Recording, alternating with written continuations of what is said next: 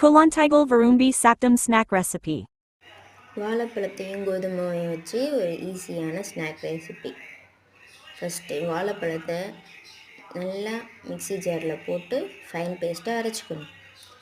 அரைச்ச பழத்தை ஒரு பவுலில் ட்ரான்ஸ்ஃபர் பண்ணிக்குவாங்க.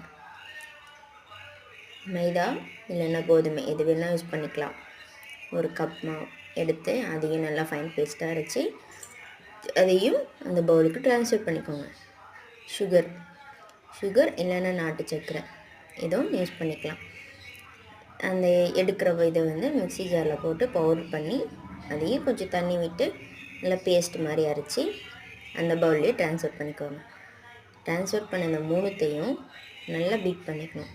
தேவையான அளவு உப்பு, பேக்கிங் சோடா போட்டு நல்லா பீட் பண்ணிக்கணும். பீட் பண்ணி நல்லா ஃபைன் பேஸ்ட்டாக தோசை மாவு பதத்துக்கு வரணும்.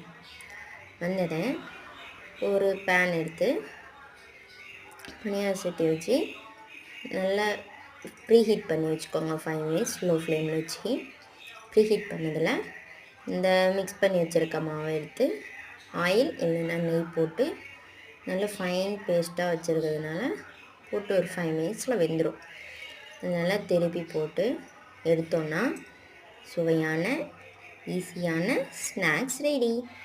அதையே இல்லை குழந்தைங்களுக்கு இந்த மாதிரி பிடிக்கலன்னா நம்ம தோசை சட்டி வச்சு அது மேலே சின்னதாக ரவுண்டாக தப்பமாக ஊற்றி அதையே 2 பக்கமும் நல்லா வேக வச்சு எடுத்தோன்னா ஈஸியான ஸ்வீட்டான பேன்கேக் ரெடி. குழந்தைங்களுக்கு கொடுங்க. இது சுவையாக இருக்கும். அதே சமயம் நல்லா ஹெல்த்தியானது, சாப்பிடுவாங்க குழந்தைங்களும். நீங்களும் செஞ்சு பாருங்கள்.